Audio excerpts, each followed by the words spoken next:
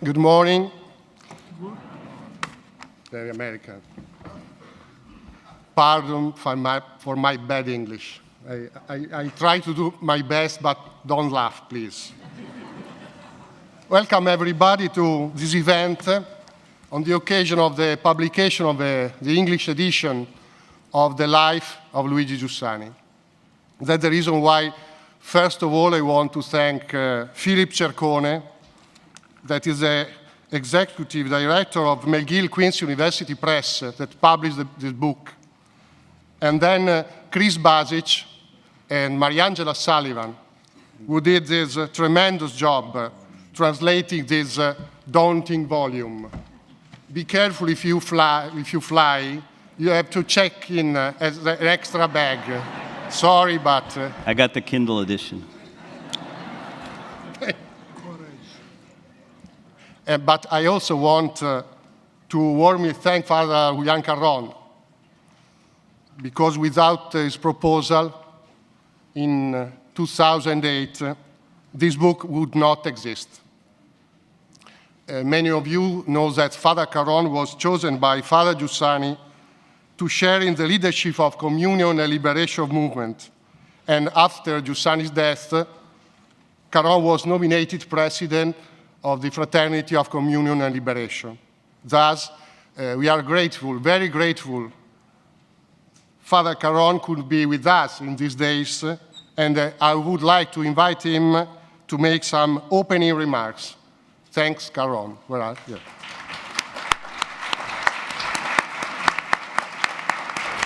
Hi.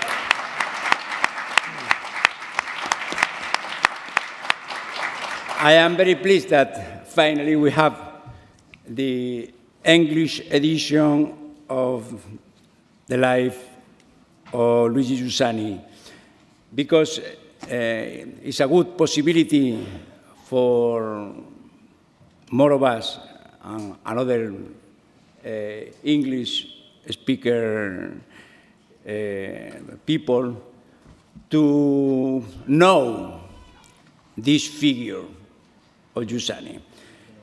The method used by Alberto Savorana is very important to meet the figure of Giussani, because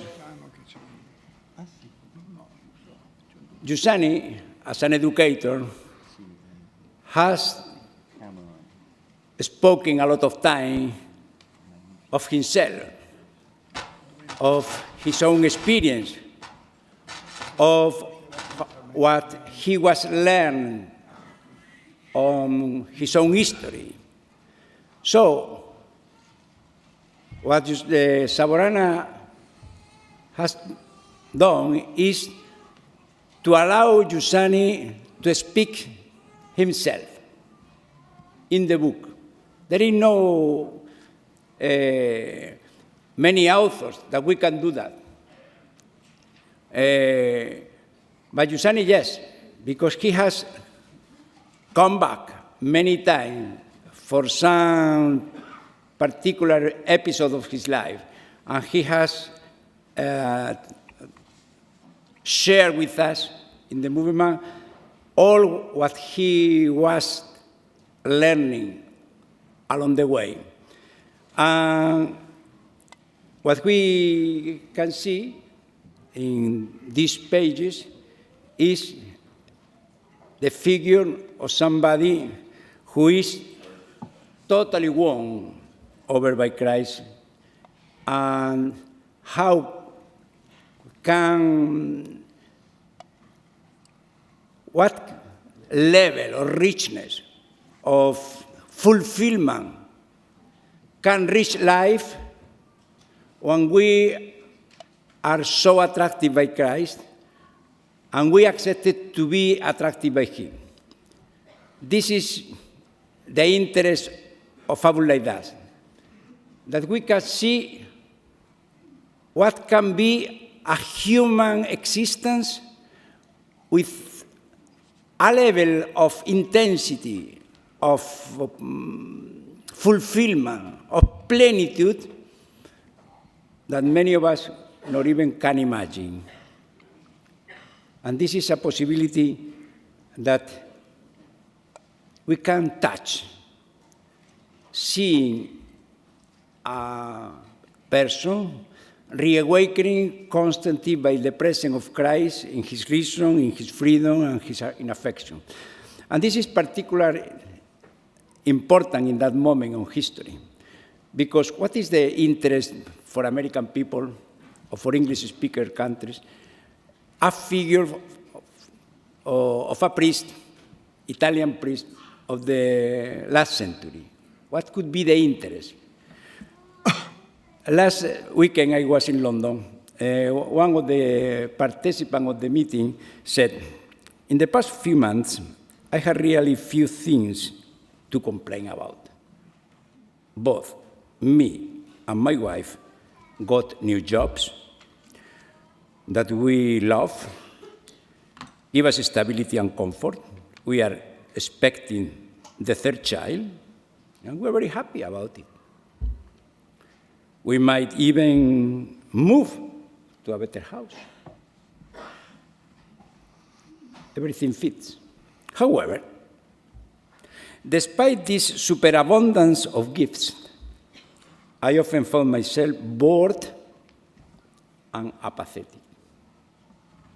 For instance, I compared the awe and amazement with which I look at the waiting of the birth of my first child with the lack of surprise and general nonchalance with which instead I am looking at my third one, that I can't believe it.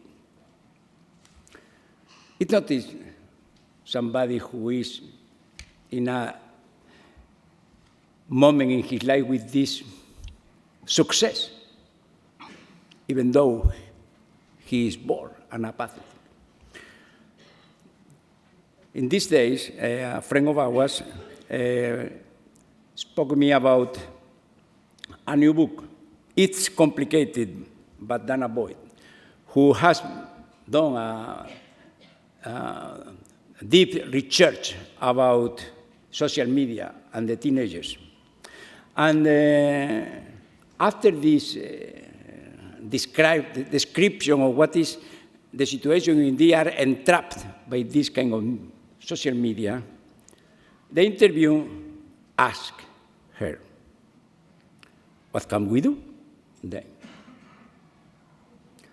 And she says, what we need is a reawakening. We need to ask ourselves, what makes us happy? But not what makes us happy in the moment, but what gives us joy in the long run, and follow that. The French writer, we are honored by the presence of Archbishop Pierre. We need to say the French writer Pigi said in Veronique, the entire problem of a genius is that everything is in learning, acquiring a skill. What kind of skill? To be wonder. The real problem is losing wonder and newness. Losing our capacity of being surprised by the reality. What counts is the wonder. Because without wonder, we can have everything without being surprised. This is the interest that Giussani can offer to us. Because in no other moment of history we have accumulated a lot of things. We have all the possibilities. We can do whatever we want. But at the same time, we have lost our capacity of wonder. Who can reawake the eye? This is the challenge that Giussani faced along his own life. And all his proposal is that only the presence of Christ can reawaken in the eye. But what kind of Christ? Not only a set of rules or a set of lectures about Christ. Only the presence of Christ in a new humanity is able to reawaken in our eye and to make us possible anew the possibility of wonder. Otherwise, life is bored and apathetic. So, it's not only to read a book about the life of somebody. It's the possibility of acquiring some kind of hint, some kind of suggestion for the most important interest that we have in life, to be happy, to be fulfilled, to recognize what is life about, to rediscover what is the nature of Christianity, who Christ really is. And this is, from which Giussani is a witness. A witness not only in his own experience, but a witness of the proposal of a journey for everybody of us, for this particular moment in history. He started at the beginning of the last century, the mid-century, to face this question that he met in the faces of the students at the beginning of 50s of the last century.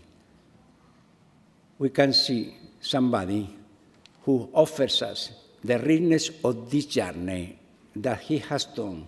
Instead of devoting his life to an ecclesiastical career, he decided to accompany people to this fulfillment. This is the book that we are presenting this morning.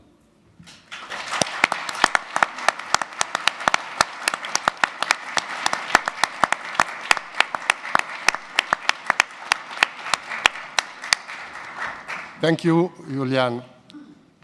As you said, the life of Father Giussani is a path, is a witness. So for introducing this encounter, let us see a short video on the life of Father Giussani.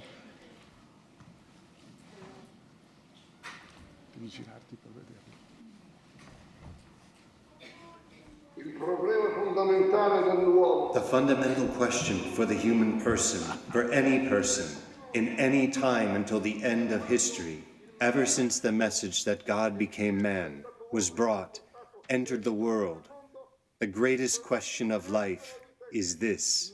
No greater question is conceivable. That is, the human person cannot imagine a greater question for his freedom. Christ, yes or no? Luigi Giussani was born on October 15, 1922, in the town of Desio, in the Lombardy region of Italy. His father, Beniamino, was an artisan with sympathies for the socialist cause, who passed on to his son a thirst for justice and a passion for reason. From his mother, Angelina, young Luigi received the gift of a deep-seated and well-educated Catholic faith. His love for learning and culture were evident when Luigi entered the seminary at the age of 10. Years later, following his ordination, Father Giussani was assigned to teach theology, but a chance meeting with a group of young people marked a new course in his life. This encounter convinced him that the experience of Christian faith was becoming detached from the experience of daily life and was reaching a crisis point.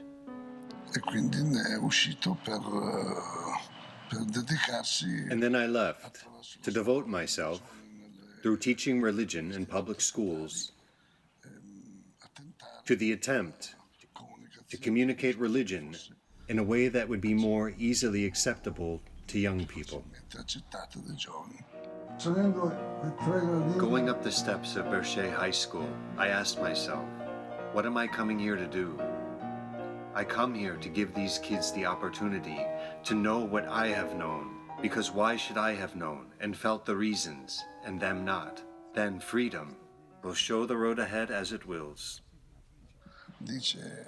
The Lord says, whoever follows me will have eternal life, and 100-fold here below. And I used to say in class, if you do not desire eternal life, I understand you, because you don't have much imagination. But if you do not desire the 100-fold here below, then you are fools. Though Giussani hadn't planned to start a new church movement, he understood that his charism truly was a continuation of Christ's presence in history, and was thus an answer to contemporary humanity's desire for truth, beauty, justice, and happiness.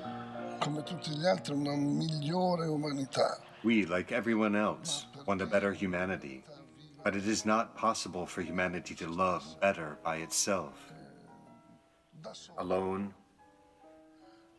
with only its projects, its fantasies, and its energies. This is what we want to say with the term communion and liberation. It is only the communion that God made possible himself through Christ.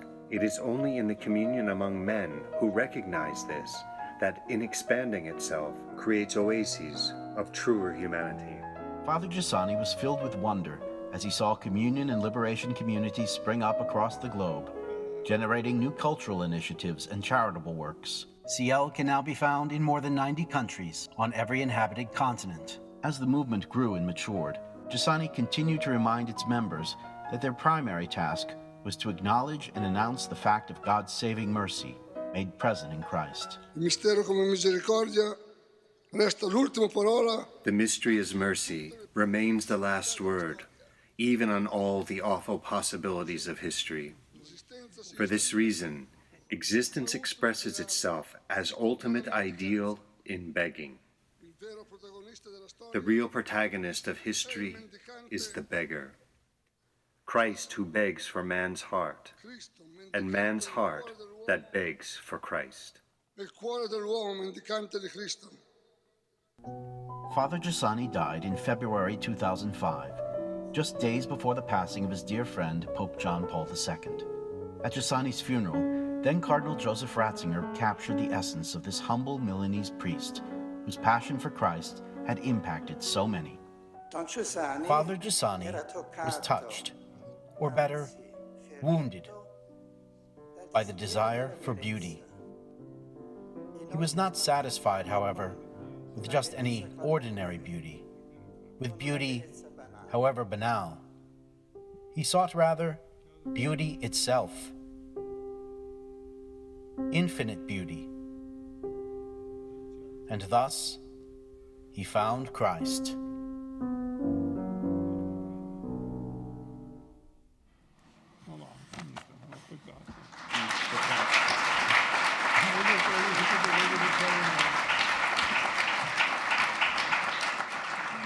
During his homily this morning, Cardinal O'Malley talked about the culture of encounter that Pope invites us to live. In 2015, Pope Francis addressed communal liberation during an audience in St. Peter's Square in Rome. And he said, I quote, "You know how important the experience of encounter was to Father Giussani. The encounter not with an idea, but with a person, with Jesus Christ. Thus, he educated in freedom, leading to the encounter with Christ, because Christ gives us true freedom. Everything in our lives," said the Pope, "today, as at the time of Jesus, begins with an encounter. An encounter with these men, a man like all men, at the same time different. Let us consider the Gospel of John, there where it tells of the disciples' first encounter with Christ.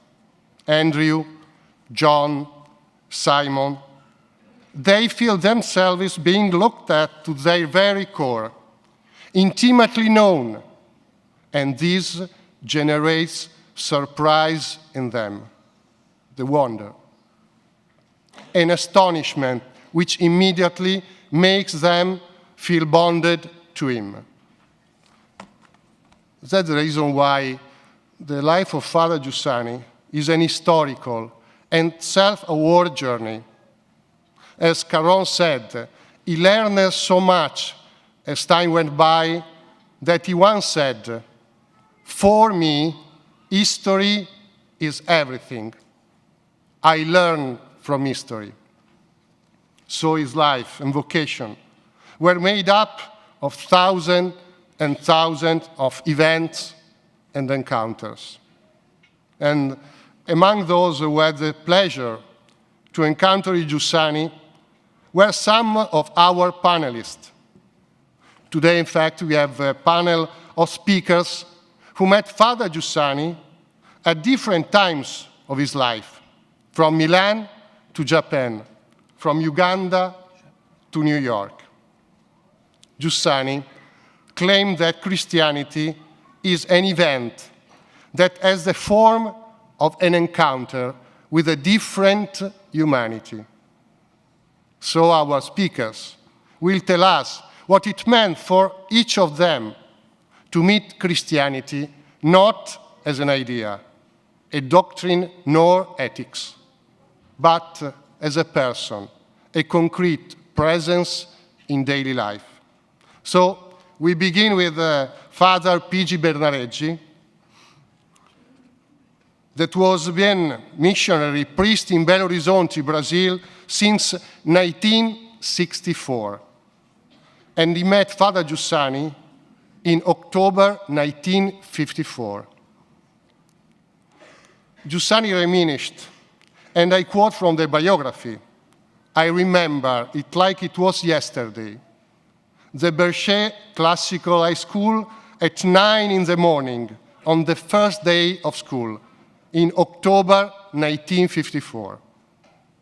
I remember the feeling I had as I climbed those few steps up to the entrance of the school, with my heart brimming with the thought that Christ is everything for the life of man. That truth has to reach those young people in order to be happy."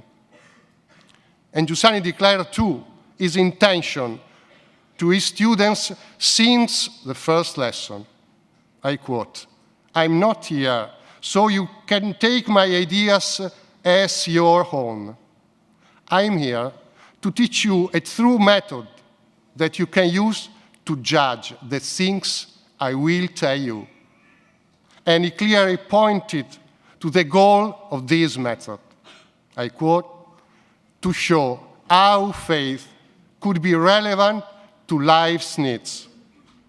Only a faith arising from life experience and confirmed by it could be strong to survive in a world where everything pointed in the opposite direction. The pertinence of faith to the life's needs means that faith corresponds to the fundamental, original need that all men and women feel in their hearts." Pigi, please. Thank you very much. Ringrazio l'invito che non mi aspettavo. I'm thankful for this invitation that was completely unexpected for me. Perché per me venire a parlare di qualche anno di convivenza con Don Giussani Because for me, to come here to speak about some years that I lived with Don Giussani è una gioia molto grande, is an immense joy. per cui non mi sento neanche, per così dire, degno di questo incontro. And therefore, I don't even feel, as it were, worthy of this meeting. Lo sfondo di questo mio intervento So So the backdrop of this presentation I'm going to give è la città italiana di Milano is the Italian city of Milan negli anni compresi tra il 54 e il 55, tra il 54 e il 64 del secolo scorso. between 1954 and 1964 of the last century. Perciò un decennio. So it was only a decade. Fu in ottobre del 1954 che conobbi Don Luigi Giussani. I met Father Luigi Giussani in October of 1954. Ero alunno del primo anno del liceo statale Giovanni Berchet, I was a student in the public high school Giovanni Berchet, il più prestigioso liceo classico della città. which was the most prestigious classical high school in the city. Avevo 15 anni I was 15 years old. ed era anche il primo anno che Don Giussani, con 30 anni, cominciava a insegnare religione cattolica nelle scuole pubbliche. And it was the first year that Father Giussani, at 30 years old, began to teach in the public high schools, to teach religion in the public high schools. In quel tempo la scuola pubblica italiana At that time, Italian public schools era oggetto dell'invasione più feroce del cosiddetto laicismo, were the subject of the most ferocious invasion of what was called laicism or secularism, che consisteva nel far vedere che solo una cultura assolutamente atea, scientifica e capitalista which consisted of showing that only a culture which was absolutely atheist, scientific and capitalist era degna del boom economico europeo degli anni del dopoguerra. was worthy of the economic boom that had taken place in Europe in the post-war years. Erano 24 ore di lezione settimanali. So we had 24 hours per week of classes, Di cui solo una di religione. and only one of those was religion. Il resto era laicismo puro ed agguerrito. The rest was a secularism that was pure and battle-hardened. Ma quell'unica lezione settimanale di Don Giussani But that one weekly hour of class with Don Giussani valeva più in termini di formazione umana e spirituale di tutte le altre messe insieme. was worth more in terms of human and spiritual formation than all the others put together. Si creò subito nella mia classe la chiamata prima E. So in my class, which was called number 1E, Un, Right. Don't worry. un doppio schieramento. immediately two opposite tribes or bands were created, two parties were created.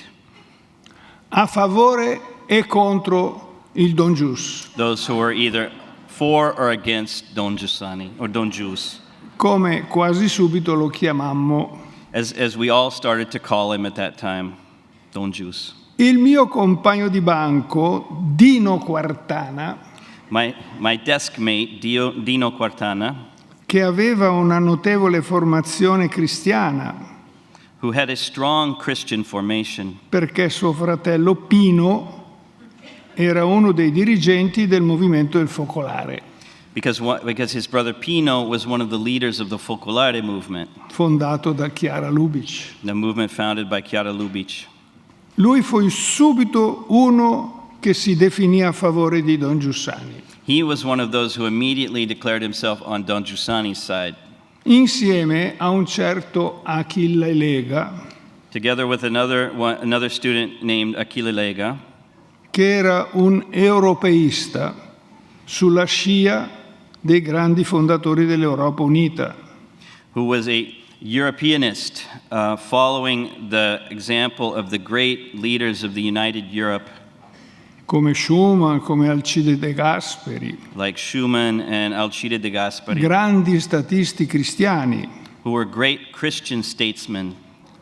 Io mi decisi a seguire il Don Gius I decided to follow Don Giussani perché solo lui valorizzava le mie più profonde certezze. because he was the only one who gave value to my most profound certainties, Che Dio c'era e che mi era padre. that God existed and that he was a father to me. Così durante i miei 3 anni di liceo classico So during my 3 years in classical high school, crebbe tra noi l'amicizia con il Don Giussani. a friendship with Don Giussani grew amongst us. Lui ci invitava a casa sua, He used to invite us over to his house in Viale Lazio e dopo in via Valmaggia. on Viale Lazio and later on Valmaggia Street, Per conversare su tutto ciò che poteva interessarci. for conversations about everything that could be interesting and helpful to us. E ci faceva sentire la musica classica He played classical music for us come il genio umano che si esprime nell'arte. as a way of showing human genius as expressed through art. Mi colpirono specialmente i cori russi dell'armata russa, I was particularly struck by the Red Army Choir, the Russian Army Choir, perché esprimevano la loro evidente comunione e fraternità popolare. because it expressed a very clear sentiment of communion and fraternity amongst the people, Il contrario di quello che c'era in Italia. the opposite of what was in Italy at the time. Don Giussani ci apriva gli occhi ed il cuore sulla presenza di Dio in tutto. He opened our eyes, Don Giussani opened our eyes upon the presence of God in everything. La vita, il mondo, i popoli, le civiltà. Life, the world, peoples, civilizations. Così Dio divenne sempre di più il centro, il senso e l'attrattiva di tutto. And thus, God became ever more the center, the meaning, and the attractiveness of everything, Il cuore della nostra vita. the very heart of our lives. E la Chiesa divenne la nostra casa comune. And the church became the common home for all of us. I nostri genitori Our parents, volevano conoscere Don Giussani, they wanted to meet Don Giussani. lo invitavano a casa nostra They invited him to our house, ed egli diventava amico di famiglia and he became a family friend di tutti noi. of all of us. Con lui anche la nostra famiglia rifiorivano.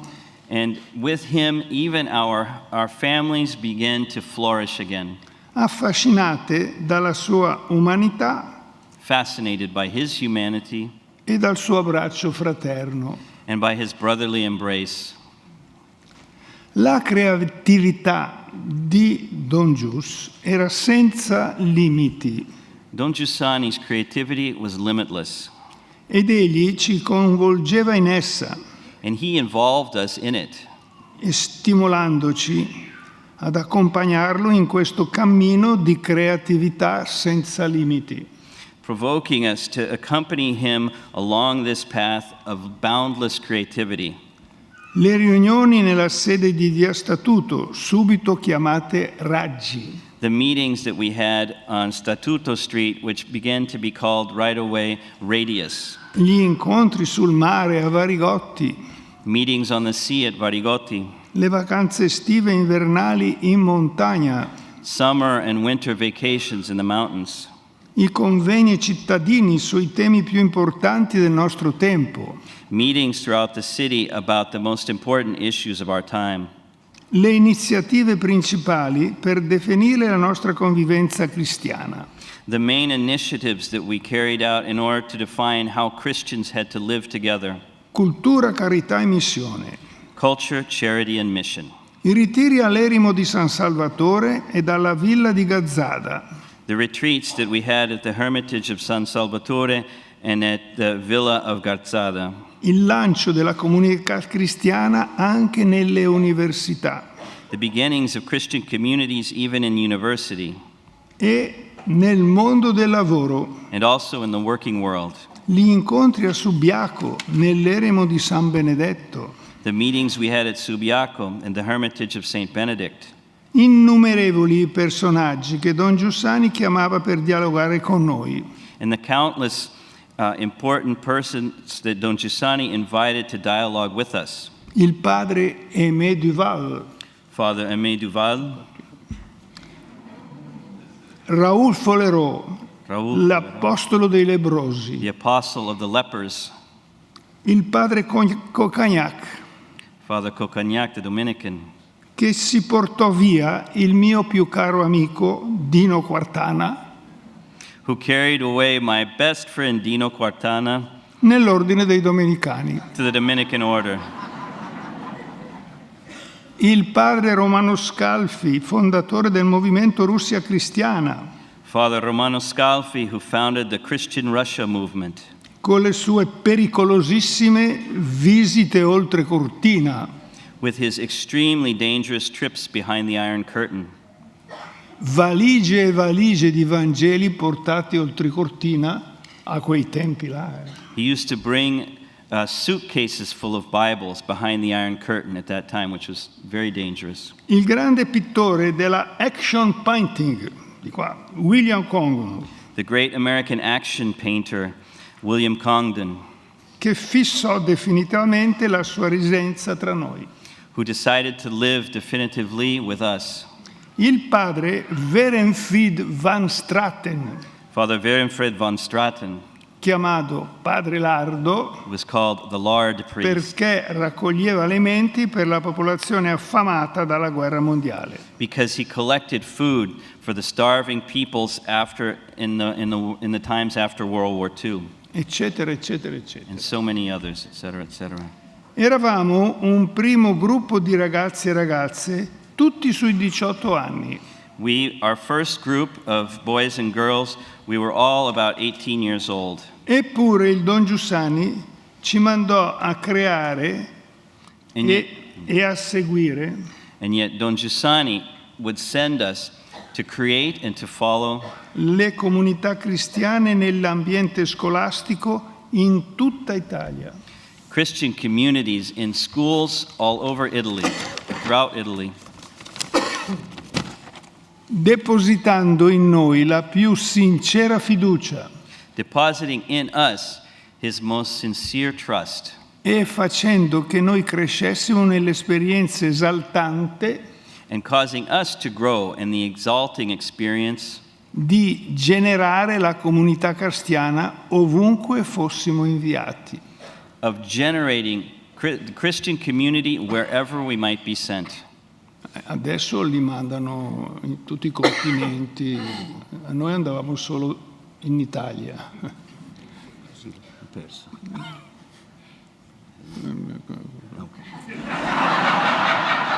Good enough for me. It was a joke.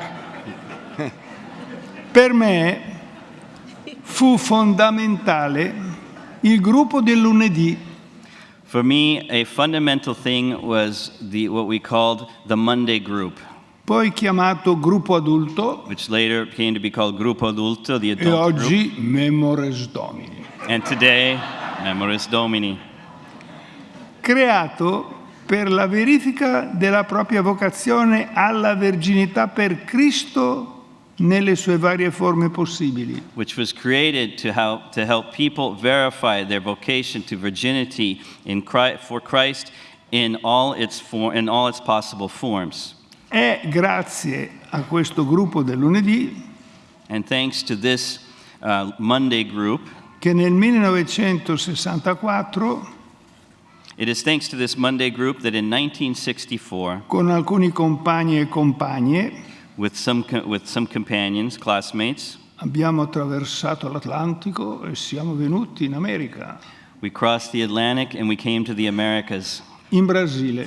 to Brazil. Io per farmi prete diocesano. I to become a diocesan priest, Come tuttora sono con grande gioia a servizio della Chiesa, as I still am with great joy at the service of the Church, sulla scia delle parole di Papa Pio XII, In the wake, following the words of Pope Pius XII, che furono il tema di uno dei primi nostri convegni studenteschi a Milano. which were the theme of one of our first student gatherings in Milan, Vivere le dimensioni del mondo. living the dimensions of the world. Del Gius, io porto sempre con me la mia viva esperienza. I carry always with me my living experience of Don Giussani, Di una vera paternità of a true fatherhood, che me lo fa sentire sempre presente which makes me always feel him to be present in tutto ciò che faccio in everything I do e in tutto ciò che mi accade. and in everything that happens to me. Come si vede As you in can- questo biglietto As you can see in this little card, this note che mi mandò that he sent me quando mi ammalai seriamente nel 1999 in Brasile. when I became very sick in Brazil in 1999.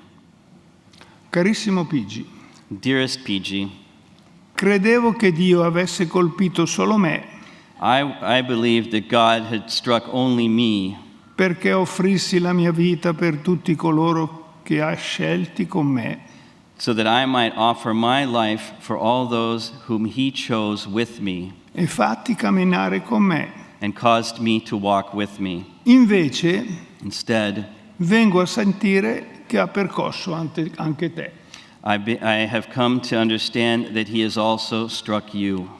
Prego il Signore che ti ama, I beg the Lord who loves you, come Cristo ama ora, come allora i suoi apostoli. as Christ loves now and loved then his apostles, Prima di tutto, first of all, che Lui non venga mai meno alla tua memoria. that he may never be reduced in your memory. Non ricordo, memoria. Not a recalling, but a memory. Secondo, Secondly, che ti faccia capire che la croce è la condizione per la risurrezione. that he may cause you to understand that the cross is the condition for the resurrection. E terzo, And che thirdly. sei stato fedele nel poco con te stesso That you, who have been faithful in little things with yourself, e quindi con tutto l'essere e con tutti gli esseri, and therefore with all of being and with all beings, ti faccia sperimentare that he may cause you to experience quella grandezza that greatness che il cuore dell'uomo, that man's heart, pur nella valle di lacrime, as yet in the valley of tears, già è chiamato a sperimentare, is already called to experience, perché il paradiso ha un sottile inizio in questa vita. because heaven has a subtle beginning in this life. Ti sono gratissimo. I am extremely grateful to you. Sei per me a livello più alto dell'orizzonte della mia esistenza. You are for me at the highest horizon of my existence. Grazie soprattutto per quello che hai donato a tutti gli uomini. Thank you, above all, for what you have given to all mankind, In nome e per amore di Cristo. in the name of and for the love of Christ.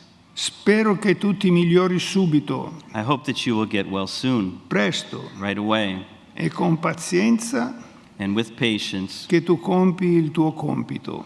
that you are able to carry out your task. Ti abbraccio. I embrace you, Don Gius. Don Gius.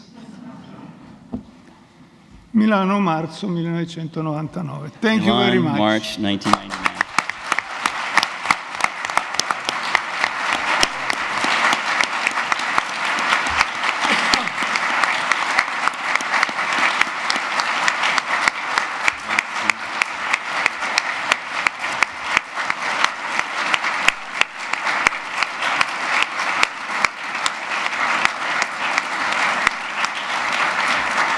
Thank you, Father Pigi. Amazing grace. Go on. We now turn to Pier Alberto Bertazzi, this is former director of the Department of Clinical Science and Community Health at State University of Milan.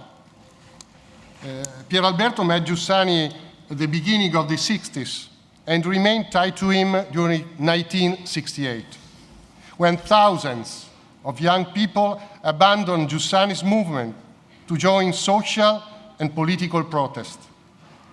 And he was at the origin of the name Communion and Liberation, because it was the title of a flyer he wrote in 1969 and distributed at State University of Milan. While many, I said, chose to depart from the movement, Bertazzi decided to remain, not to follow the protests. And for me, it was impressive to hear the reason he did. Staying in the 68, for him, for me, was a matter of pure affection. Pier Alberto. Thank you, Alberto, and thank you very much to the Encounter for inviting me. Father Giussani used to say that the most important things were the ones he was telling us in public, not privately. This might sound strange to some of you or to many of you, but if you read the book about his life, you realize why he used to say so. And the point is that what he wanted was not to communicate a list of instructions on how to become good Christians. What he desired was to make us, each of us, aware of a presence, capital P, by the way. The rest would follow. And what I intend to do in the next few minutes is just to share a few moments in my life when this became particularly clear to me. I met Father Giussani not in the high school as PG, but for the first time during the 1962 Christmas holidays in my high school, when I accepted the invitation of some classmates to a vacation in the Alps. I went with them skiing, but what I met was something I didn't even know existed. Not an amazing vacation, but a life, an everyday life, real, full of meaning. Something that I realized I was longing for, but without being aware of it. At that time, I was, so to speak, an average Catholic boy, attending Mass on Sunday and participating in some parish activities. Yet, during that vacation, the first time I attended a Mass celebrated by Father Giussani and the short evening prayer in front of the beautiful Dolomites, painted pink by the sunset light, it was a completely unanticipated and new experience. Previously, the moments of Mass and prayers had been something putting life on pause, so to speak. Here instead, it was as if those same moments, guided by that young and skinny priest, Don Jus, gave their proper place to all pieces that made up my day and my life. A few years later, in 1967, the youth rebellion that had exploded at many university campuses worldwide reached Milano. It was the moment, in the words of Father Giussani, when the experience of the movement underwent the biggest jolt. To me, it also was probably the moment when I took the most important and determinant step in my life. What happened was that to many in the movement, the social issues that had emerged with the youth protest seemed not to find response in the experience we were living.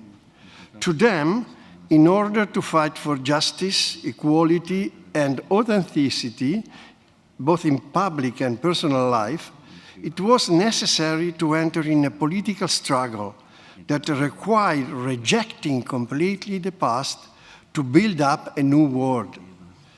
This was, in essence, what also my closest friend told me one morning following the Sunday Mass of the movement at the Santo Stefano Church in the center of Milano, just a few blocks from the Duomo.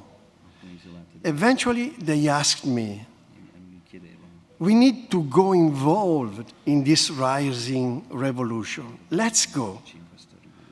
Will you come with us?"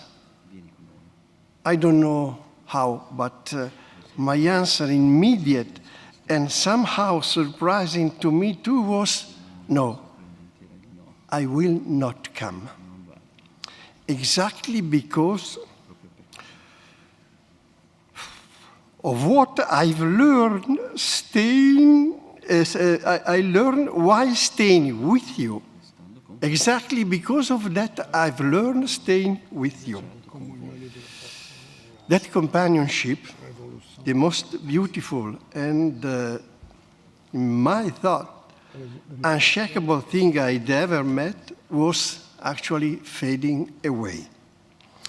Yet, what the companionships had introduced me to was still there, still real and fascinating as the most decisive factor for my life and for the entire world.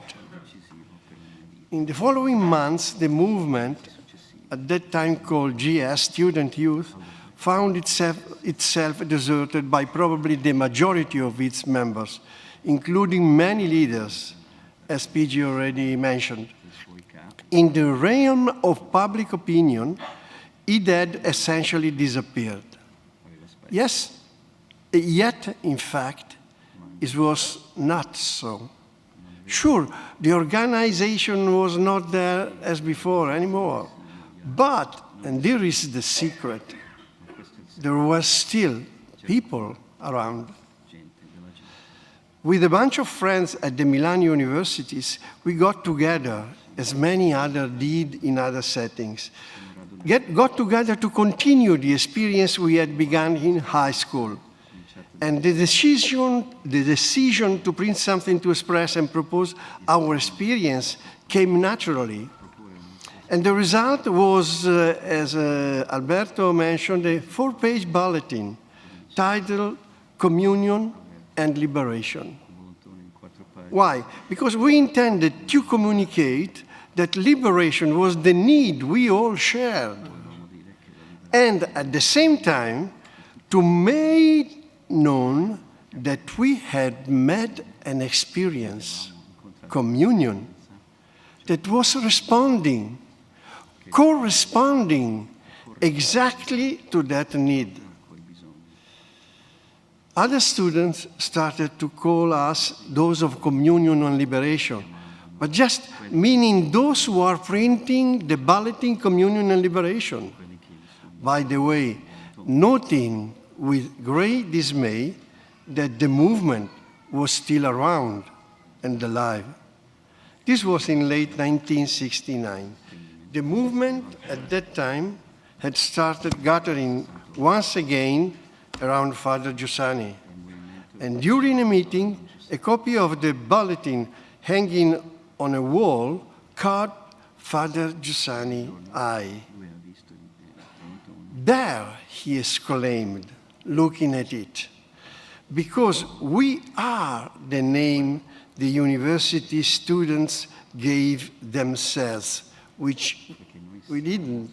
Actually, it was just a bulletin. But in any case, because we are the name of university students gave themselves.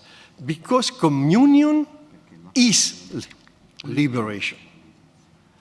This is the way in which CL became the official name of the movement.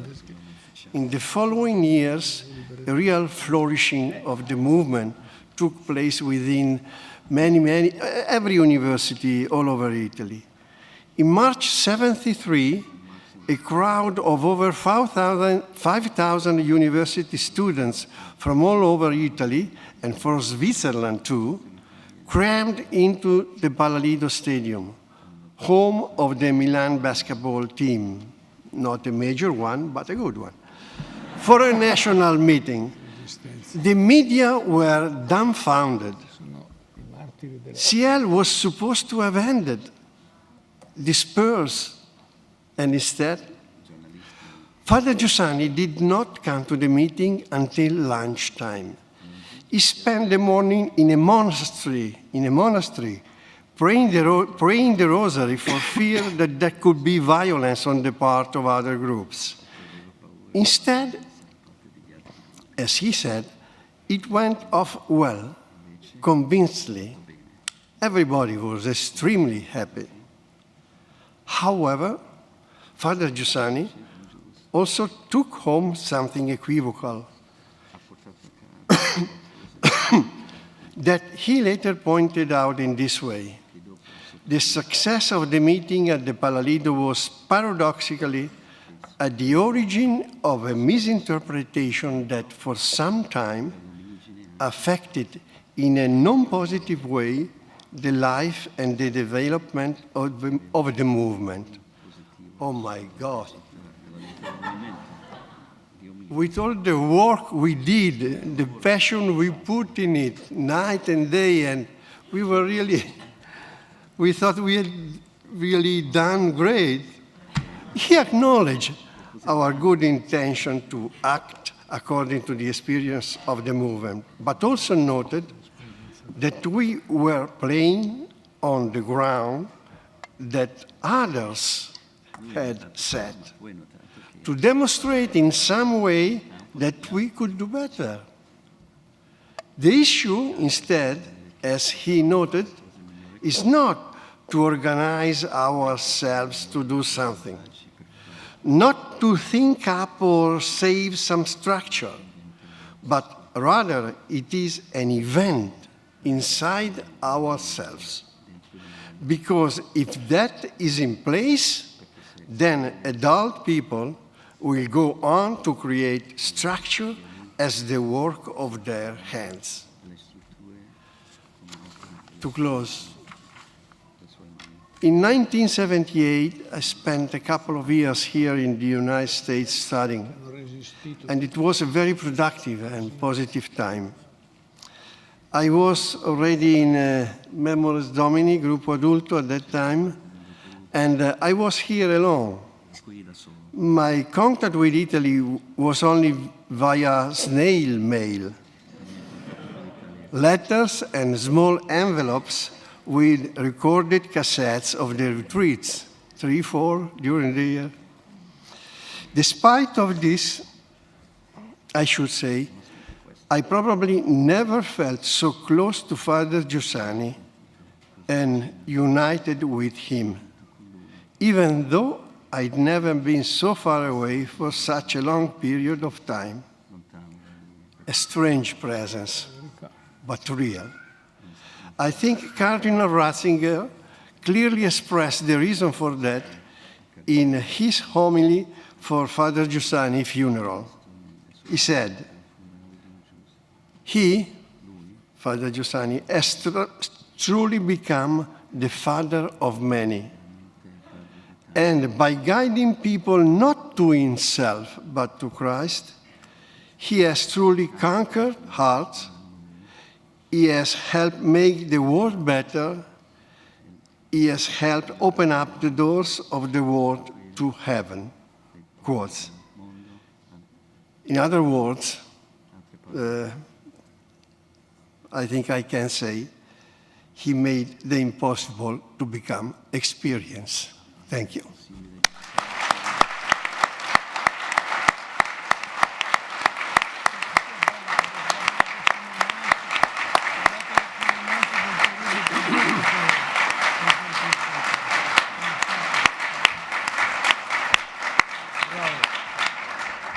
Thank you, Pierre. Our next speaker is Shodo Habukawa, master of the Buddhist temple in Mount Koya and professor at Koyasan University in Japan. He met Father Giussani in 1987 during Giussani's trip to Japan. And now we listen to Habukawa discuss his encounter with Giussani in an interview recorded by Maurizio Maniscalco last August in Italy.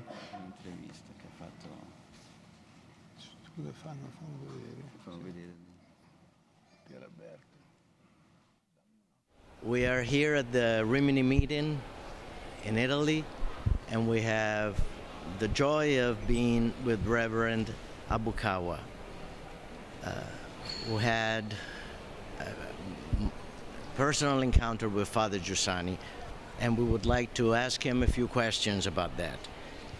On what occasion and why did you get to meet Father Giussani? And how did the relationship unfold throughout the years? I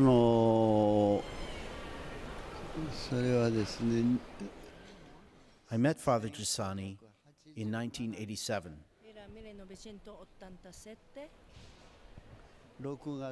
It was June 27th. In the afternoon.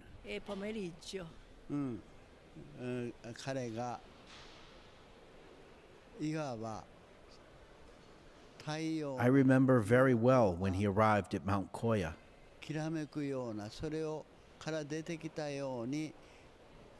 He approached us from the east, like a great light that was coming up, or the rising sun. That was my impression.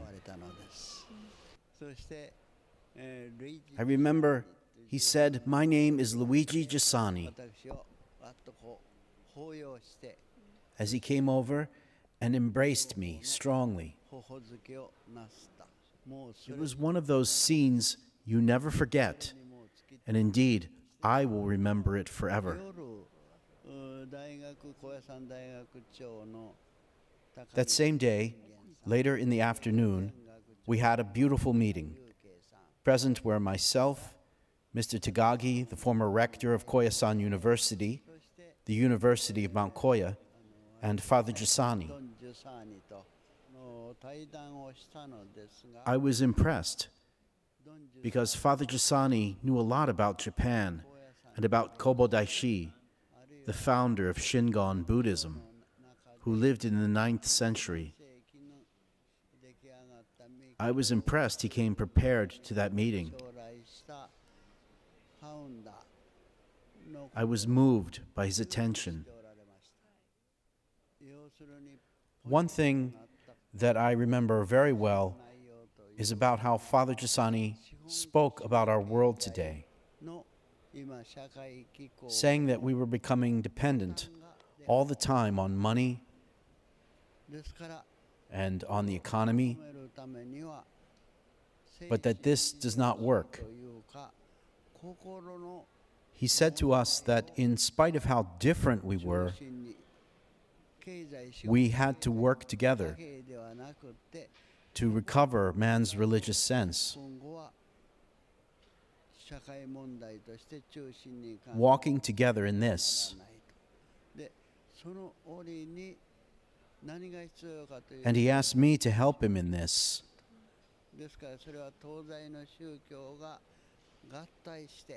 To walk together with him in the search for truth. And what did this encounter mean for your life and faith through all these years? Father Giussani and I were friends for 30 years, and I always felt him present at my side, walking with me. I still perceive his presence with me today. He is in paradise, yet he is with me. Beautiful. So we hope to have you at some point in New York with us, and I'm sure that Father Giussani would rejoice from up there. Yes, absolutely. Thank you. Thank you.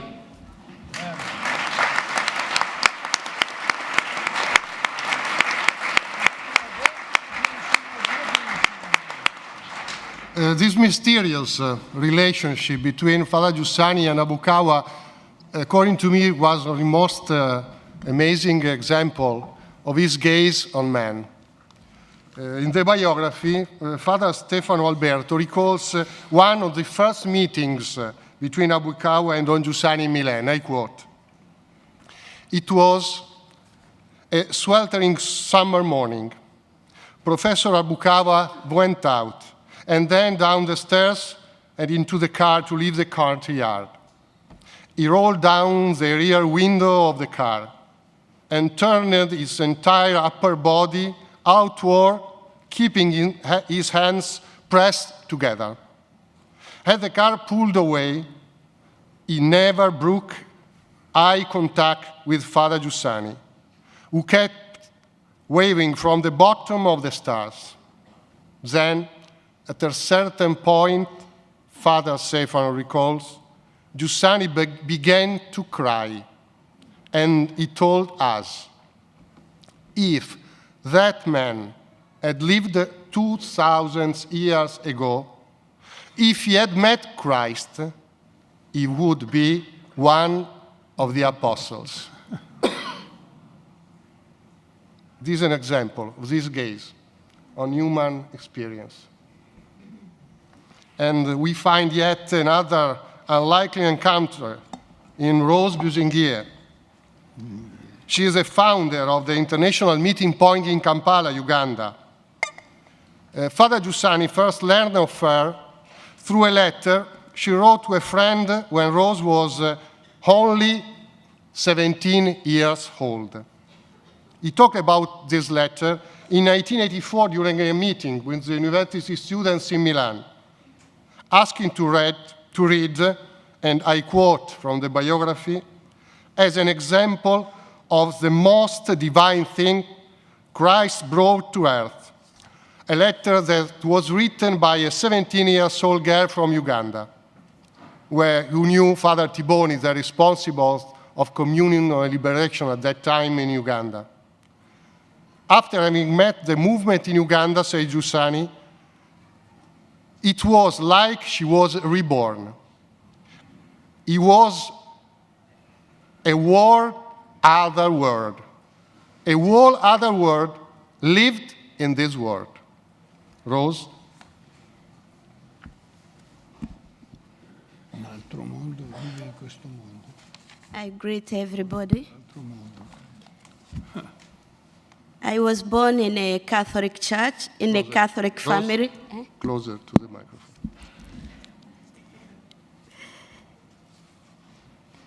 I grew knowing who God was, and I knew that God exists. But I thought he had nothing to do with my life. Because when my mother used to pray the rosary with all my brothers, I would sleep. And they woke me up when they were on Hail Mary. I would say, Our Father.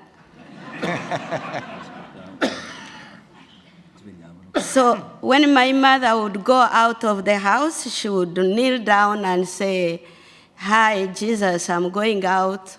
You will be the one to bring me back to my house. So I thought, those things I will never manage. I grew like that, and I thought God had no space for me in his heart. I thought God wants the people who are pure, like my mother who can finish the rosary and my brothers. I thought I was unworthy for God. So at 12 years, I made a priest, a combined father. And he gave me the books of Father Giussani. And it was so strange that the only word that I got through it was that God became fresh. I remember I went back to Father Tibon, I was asking him, but this fresh that God became has something to do with mine. He told me, yes, God came for you and for me, incapable and nothing. If we were to be able, we would be gods ourselves, and God would have not come on earth. So God began to be interesting. I followed the movement without knowing what it was really. But I wanted to know this God who embraces the whole of my humanity. Then I met personally Father Giussani in the place that is called Kolvala. I found this priest moving around, praying the rosary. And at a certain moment, he entered the lift. I entered also. And he looked at me and asked me, are you Rose? Because I had always seen Father Giussani in Uganda. We were only receiving photocopies of his photo. I didn't know even who he was. So I asked him whether he was Father Giussani, and he embraced me. While the lift was opening and closing, no one was pressing the button.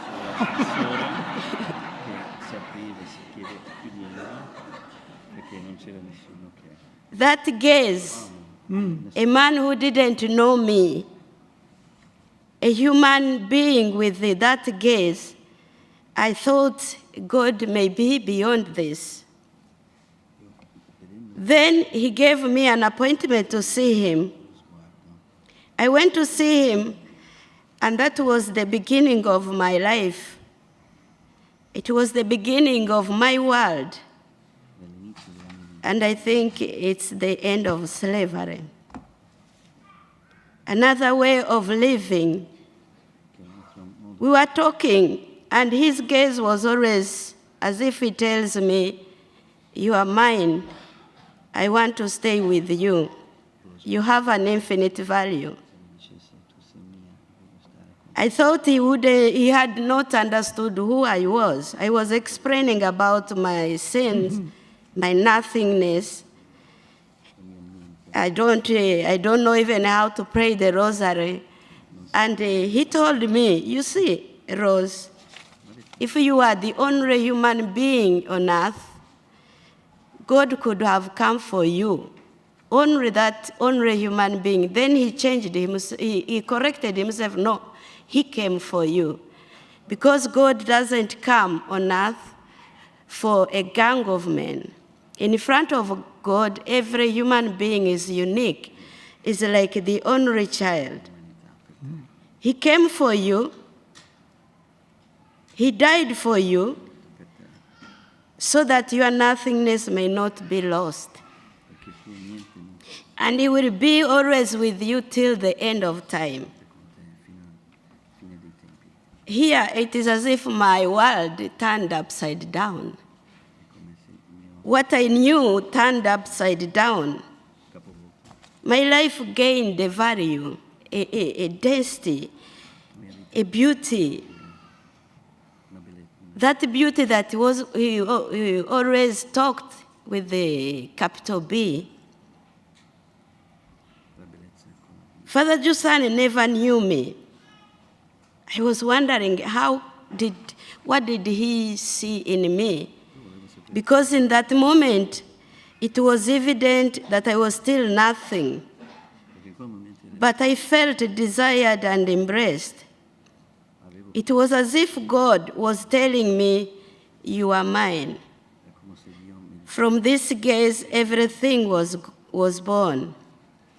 In this gaze, I discovered that I was not defined by my limits and sins, but that personal relationship with which God make me be and constitutes me as an infinite desire of him. In that case, my belonging to Christ became an experience of a bond that defines me forever. In this gaze, I discovered that Christ in me, that loves me so much, that keeps me, that his heart vibrates for me, that he calls me, he chooses me, that through this relationship, I can enter into a free relationship with other things. Through this fullness of him, I can enter into a free relationship with others. From this, I began to live. I began to foresee a meaning for my life. It's as if light dawned on everything. I began to discover the truth of my life. From here started attractiveness, a tenderness for my very life and the life of the others. From Father Giussani, I began to live truly because I discovered how to respond concretely to the question of whom am I? When this word of whom am I became a precise phrase that have a name, I became free. Paradoxically, I became free by belonging. That is having a bond.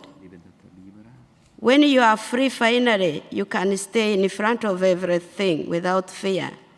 You can stay in front of everything because you know of whom you are. Who is free does not pretend anymore from others because he has everything. I discovered that the work is that everything I do, everything I touch, eating and crying, even crying, but crying to everybody that Christ is everything and interest life. Crying to everybody that life has a meaning, that life is important, that life has a value.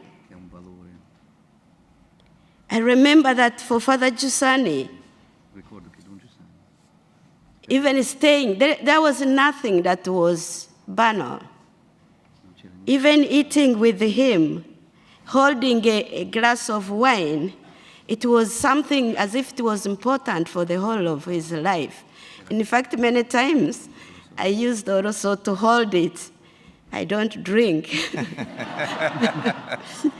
I would discover while I'm staggering, no? Because wine, it was as if it was something so beautiful. Even staying with him on the table, even if you are 100, you'd feel as if you are the only one. And when I asked everybody, I used to say, yes, even me, I felt like that, as if you are in front of Father Giussani, as if you are the only one. For him, everything on the table, I can tell you, there are many things, but there is a small bread, Italian small bread, it's called grissino. That for me, I don't like it. But when he got it, grissino, he would explain how it is made.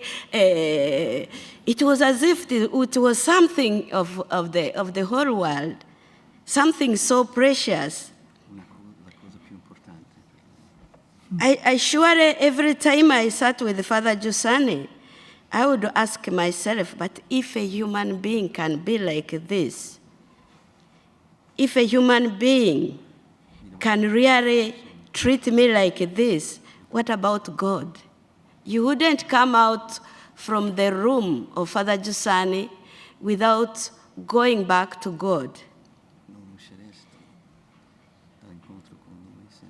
when I went to him, there's a time I had read about the Memoris Domini. And it said that Memoris Domini are those who live the presence of Christ in all aspects of their lives. So I thought, yeah, even my nothingness. So I went to Father Tibone. I said, who are these Memoris Domini? He told me, no, you cannot make it. He said, you in front of all the problems, you cry. Those of Memoris Domini, they are called group adulto, people who are responsible of their destiny. And moreover, you are still young, and no, you are not fit for them. So I asked him, can I go to ask Father Giussani? I went to, he accepted, I went to Father Giussani, and when I stayed in the house of memories, they were saying, no, you are young, you will make 20 years of novitiate, and you know, for Memoris Domini, they always make the first year A and year B. So I went to him asking Christ, you see, what I only want is you. What does it need really to stay with you? Even if I cry, I want to cry with you. So I went, while asking him not to make me make this 20 years. And at a certain moment, I thought, I'm going to add more years so that he can make me do it immediately. When I reached there, he didn't ask me anything.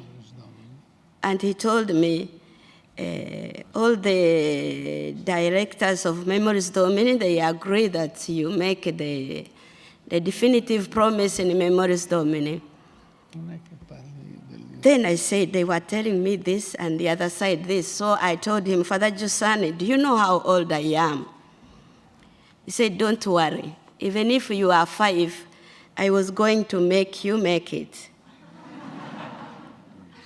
Then I told him, Father Giussani, you know, I don't know even what are these Memoris Domini. I only read in the interview, in the newspaper. So he asked me, do you love Christ? I said, yes, yes. Do you want to give him life? I said, no. So he asked me why, and I told him, you know, Father Giussani, in my life, I don't have anything that is so important to give to Christ. But I want that he takes this nothingness that I feel, and he got up and he gave a feast on the table. He told me, tell everybody, always tell everybody, because many think to have something important to give to Christ, so that for the whole of their lives, as if they wait for a reward. It is him that prefers what is nothing and saves it. I began I got shocked because I couldn't understand what was happening, because it is as if in that moment that I was staggering, as if the mystery really gets. But Father Giussani, when he really, there are so many things that every time you looked at him, you'd really wish to see God. You didn't fear to see God. And every time I went out of his house, it is as if I would be a protagonist. Even if there was fire, wouldn't burn me. And it is something that moves me up to now. That is real. Because I thought that growing, I would gain something important to give to Christ. But as I go ahead, I find that is my nothingness that goes ahead of me. And I get moved that even in this moment, even now, he gets me. He gets this nothingness that I am and saves it. Thank you.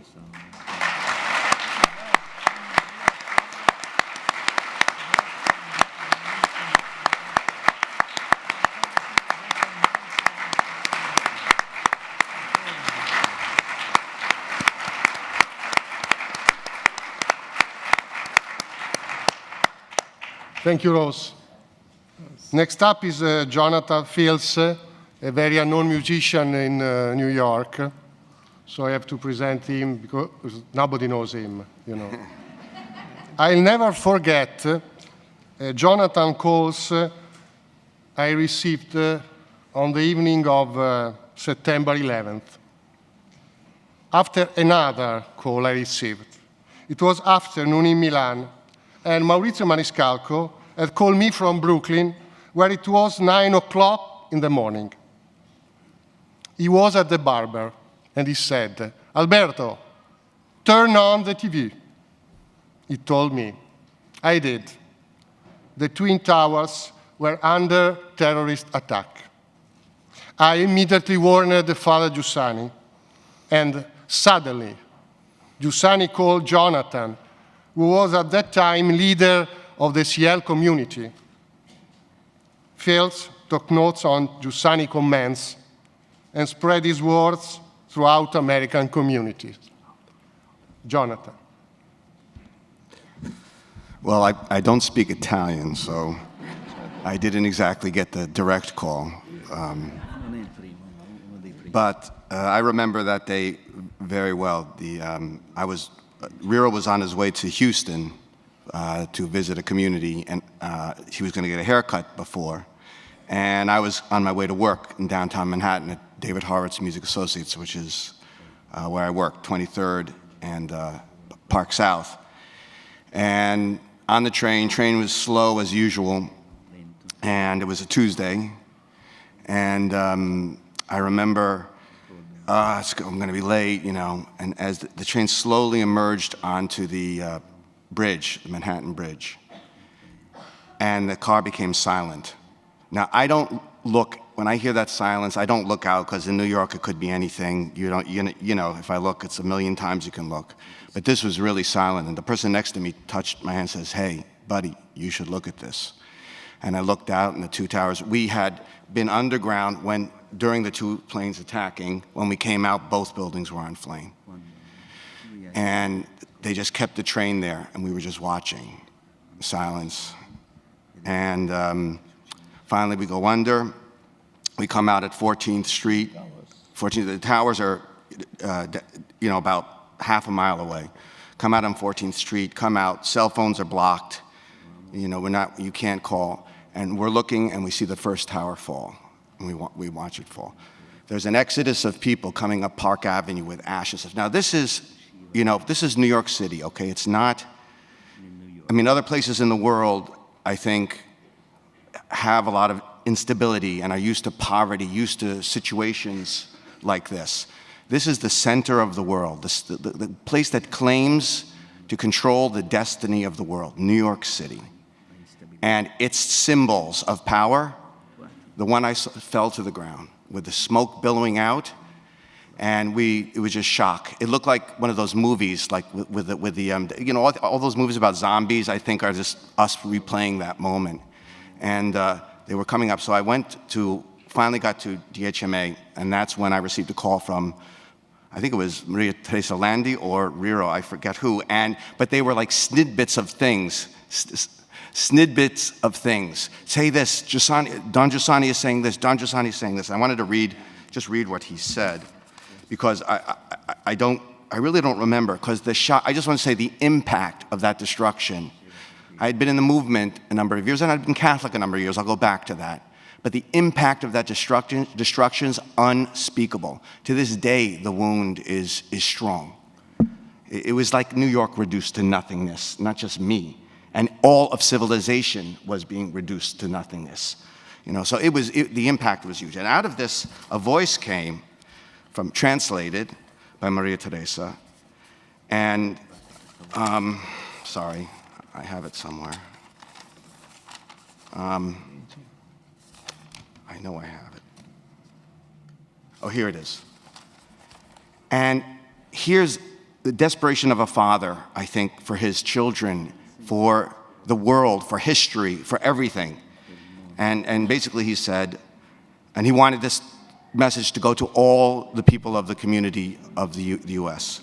We must remain steadfast in our judgment to compare everything with what has happened to us. I mean, the encounter we've had, this embrace of our nothingness. In this tremendous and grave moment, and this blew me away, this I remember, we must repeat this judgment to ourselves, first of all. Now, he's calling me to try to counter the complete, I want to run, I have no faith, everything does not stand in front of what's happening. And he says this, the moment is at least as serious as the destruction of Jerusalem. So he's putting it within huge faith history, journey context. It is entirely within God's mystery. Everything is a sign. These are coming like one call after the other, Let us pray to our, because he was so moved and it was just very dramatic. Okay, everything is a sign. Let us pray to Our Lady. The ultimate definition of reality is that it is positive. I saw the tower fall. We were in the room with my boss, and I heard her scream. Thousands of people were dying in those moments. New York City. Let us pray to Our Lady. The ultimate definition in reality is that it is positive. And God's mercy is the greatest in the world. This is certain. We must remain steadfast in hope. Thank you, everyone, one by one, for being there. And then he said, you said to me, he needs to know every one of us is safe. So we were on the phone all day locating every person in the community, and in Washington too, where the planes hit there. I think what I want to talk about is from those words, because I'm one born out of time. I really did not meet Father Giussani until later, in the flesh. I had seen him, but not personal encounter. Where did I encounter Father Giussani, that gaze? I encountered it first in the friends I met when I encountered the movement, then in his words. But I want to digress just a little bit. When the book, The Religious Sense, was published, I have a friendship with my boss. I'm a composer, and I compose commercial music. And my boss, David Horowitz, is an amazing composer, an amazing artist, with a huge heart and passion for beauty. He was my mentor. I was a young apprentice with him at 24, and we would compose music all day. At night, he would play music for me and educate me, and he would talk to me about his encounters with Miles Davis and Gil Evans and try to communicate the history, the tradition of music through hard work, through the craft. Watching him compose for 8 hours, sweating over the smallest detail to make beauty more beautiful. And we would talk about beauty. He knew I converted. He's Jewish also. He wasn't scandalized by that because he knew Catholicism had something to do with the encounter with beauty. So when I gave him The Religious Sense, he said, it was like Don Giussani became part of our little friendship because Giussani clarified that beauty has a capital B. And this is what David said when he was at the United Nations. That this is from The Religious Sense. His attention was drawn to a line that said, "The attraction of beauty follows a paradoxical trajectory. The more something is beautiful, the more," this is from The Religious Sense, "the more something is beautiful, the more it refers one onto something else. The greater the art, let us think of music." This is Don Giussani's, this is in the book. So David's reading this, you know. And like me, we were like those two disciples waiting for the Messiah. You know, I think having this love of beauty, I mean, maybe our tradition, our Hebrew tradition, we were waiting for the clarity of what this passion was. And in that book came that clarity, because what he says, the greater the art is, the more it flings wide open, does not confine desire. It is a sign of something else. And David says, "The other is exactly what I want to express, recognize, and search for in every aspect of my life. It is what I saw as a child in the synagogue in Brooklyn, in the mystery of old men reciting prayers." And in Rimini, David went to Rimini. David actually met Father Giussani way before I did. In the mystery of old men reciting prayers. And thinking of the gaze, because what Father Giussani said about David has these beautiful eyes that seem to be peering out to the infinite always. And Father Giussani recognized that immediately. And I remember his wife saying, "Yeah, Father Giussani said something about David's eyes, you know."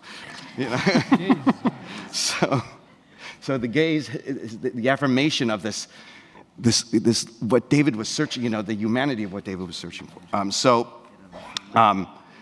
In Rimini, I met a great Rabbi, David Rosen, who came from Jerusalem to experience the energy and enthusiasm of the meeting. "The path to return to myself seems clearer than before." And he said, this is what David's definition of religious sense for him was, and it's something similar to a journey. He said, "It is the path of discovery." And, okay, so now, in front of this positive, the buildings fall.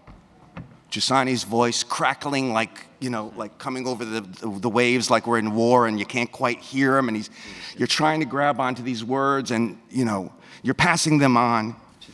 The following years were very, very, very difficult in trying to, I don't think I even remembered the words of Father Giussani. The words of the movement, the words of the hope became an echo of an echo of an echo of an echo. The challenges that began to happen with my job, with my family, real life, and what the voice of nothingness trying to reclaim everything, historically and in me, and in my belonging. What happens? I, for some reason, stay close to these friends. There's a sense that there's a voice deeper than all these other voices. I can't quite call it you, I can't quite call it Jesus, I can't quite call, but it's there, and I can't deny its sound, somehow.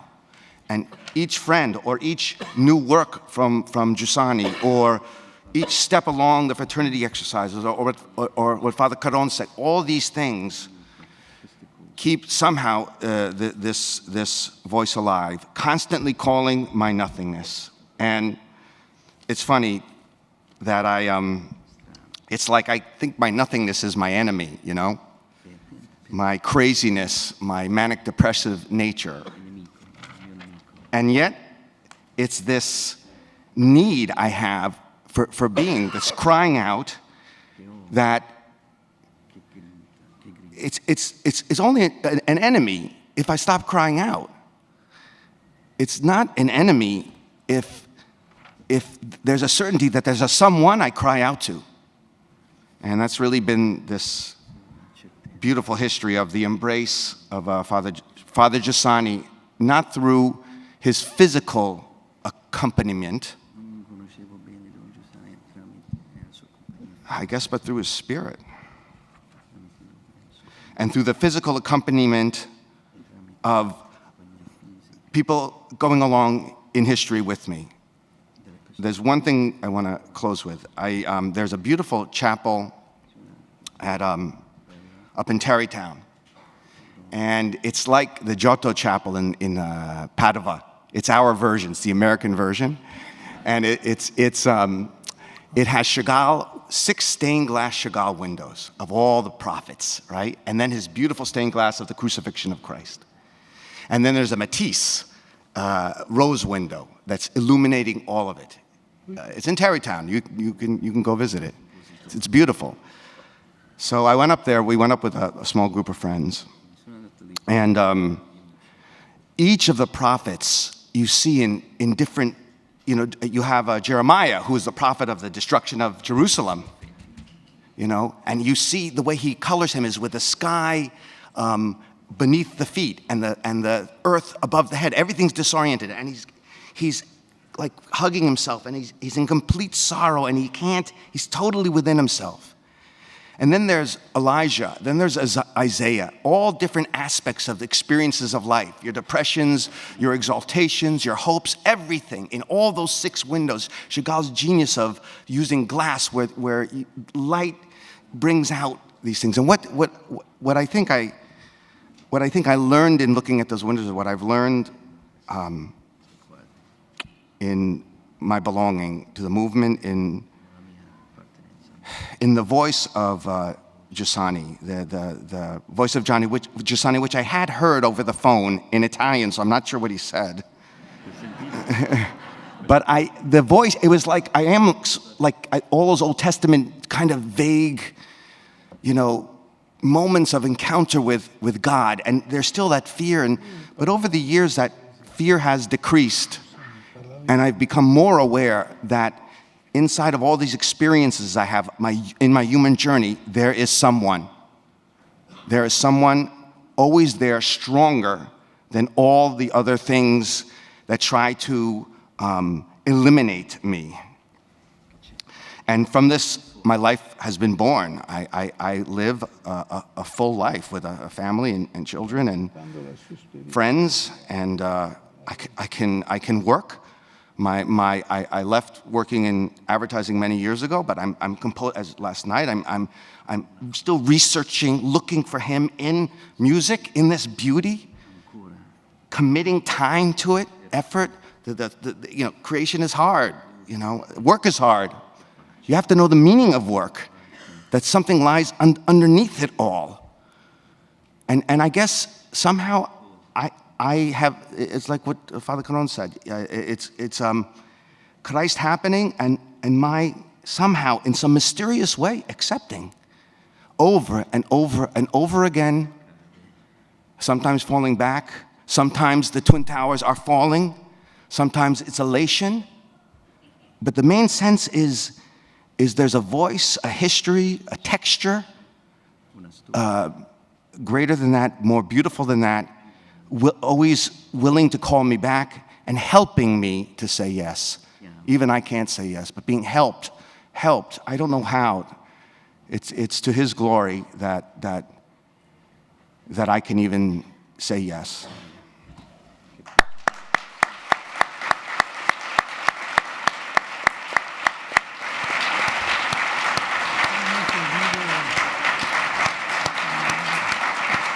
Thank you, Jonathan.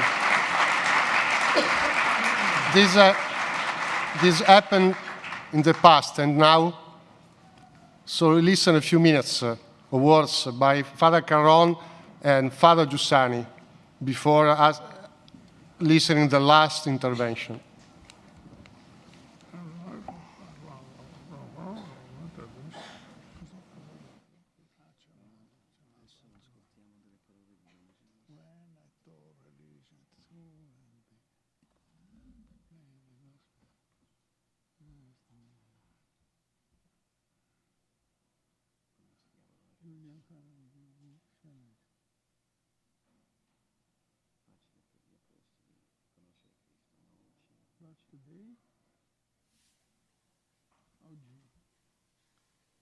Quei 2, Giovanni e Andrea, e quei 12, Simone, che lo dissero alle loro mogli, e tante di quelle mogli andarono con loro. A un certo punto molte, alcune almeno, andarono con loro.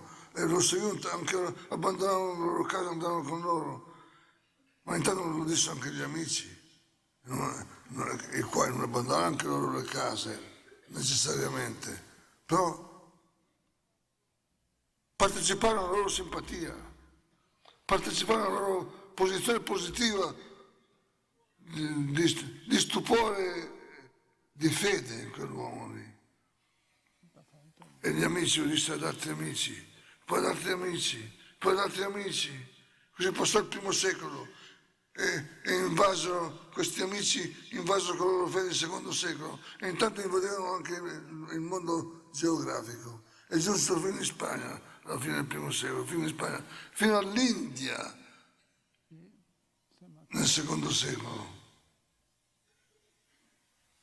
E poi questi del secondo secolo lo dissero ad altri che vissero dopo di loro, poi dopo di loro, dopo questi altri, e lo disse con un gran flusso che si ingrossava, un gran fiume che si ingrossava, e giunsero a dirlo a mia madre, a mia mamma.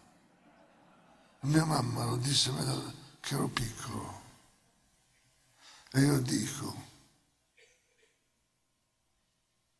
maestro, anch'io non capisco il che dici, ma se andiamo via da te, dove andiamo?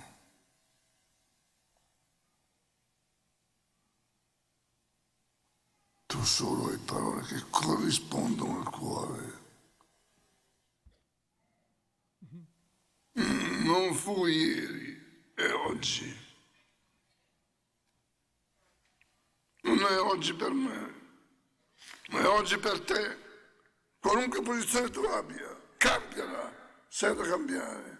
Anch'io, tutte le mattine capisco che la devo cambiare, perché io sono responsabile di tante cose che mi date.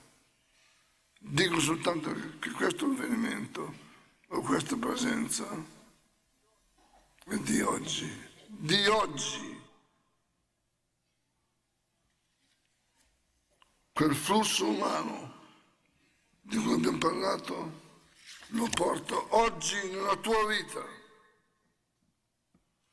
Non c'è che Dio, Dio solo, ieri, oggi e sempre. Un avvenimento grande, diceva Carrón, non può essere che presente, perché non è un passato, un morto che ci può cambiare. Ma se qualcosa ci cambia è presente. Se cambia, dice il nostro testo. Bravo questa frase qui di Kierkegaard. It was not yesterday, it's today. So I invite to the podium Margaret, one of the many university students who worked on the exhibit on Father Giussani, to intervene. I wanted to share with you a bit about my experience doing this work on the life of Father Giussani, and how even those of us that didn't get to encounter him are still changed by him today and fathered by him. So I want to share one of these experiences from my own life with the proposal that Father Giussani made to us about charitable work. It was a Saturday morning at school, and I was on my way to meet my friends for charitable work. And this man washing the windows of a shop started asking me where I was going. He's like, "Are you going to the football game?" "No." "Are you going to study?" I'm like, "No. I'm actually going to sing with my friends at a nursing home." And he puts down his squeegee. He's like, "What?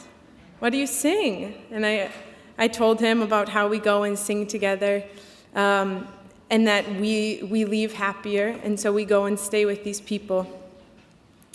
At a certain point of our conversation, the man began to tell me about his life and his story. And he began to tell me about how his wife had died and how he was afraid to die. And at first I started thinking oh, what do I tell this guy? I need to tell him everything's going to be okay. But then I noticed his eyes. And like Jonathan was saying about the eyes of his friend, this man had those same eyes, these beautiful blue eyes. And I saw a man that was like myself, someone that desired to live forever and didn't want to be alone, that didn't want to grow old and die. And so I just listened to this man. It was this beautiful exchange between this man and I knew a unity with him. I knew, someone that was like me. And so I asked the man what his name was. His name was Bruce, and I told him my name. And then the light turned green, and I had to cross the street. And so he said, wait, hearing that you and your friends go to sing makes me less afraid to die. Thank you. And then I walked and I crossed the street. And immediately after this encounter, I was so grateful for the life of Father Giussani, because I knew that because I was on my way to charitable work, which is something that Father Giussani proposes to us so seriously, there was a different attention in front of reality, a different openness to the person, and that the other person was for me, that I had a unity with the other person because I had the same heart. And so I didn't meet Father Giussani, but I can say with no doubt in my heart that Father Giussani is my father, and that he loves my destiny. So I want to invite you all to come to the exhibit on the ground floor right over here, because this is what me and my friends have been working on. And you can come hear our stories and how we have encountered Father Giussani and encountered Christ today as university students. Thank you.